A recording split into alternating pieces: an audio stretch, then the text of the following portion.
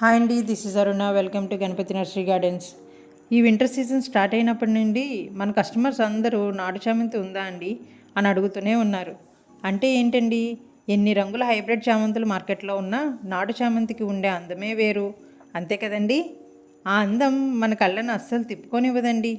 చూడండి ఎంత బుషిగా ఉన్నాయో, ఒక్కొక్కటి ఫ్లవరింగ్ బొకేలా కనిపిస్తుంది. చామంతుల గురించి చాలామంది ఒక్కసారి ఫ్లవరింగ్ ఓపెన్ అయ్యి పాడైపోతున్నాయి అంటున్నారు. అలా పాడవకుండా ఉండాలంటే ఓపెన్ అయిన ఫ్లవర్ని 2 or 3 డేస్లో ప్లాంట్ నుంచి హార్వెస్ట్ చేసుకోవాలి.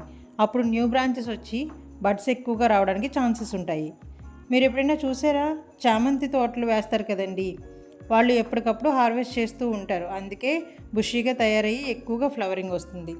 కానీ మనం చేసే తప్పు ఏంటంటే, పువ్వులు మొక్కలకి ఉంటే గార్డెన్లో అందంగా కనిపిస్తాయి కదా అని ప్లాంట్కే వదిలేస్తాం. ఇలా చేయడం వల్ల ఫ్లవర్ డ్యామేజ్ అయ్యి ప్లాంట్కి గ్రోత్ ఉండదు.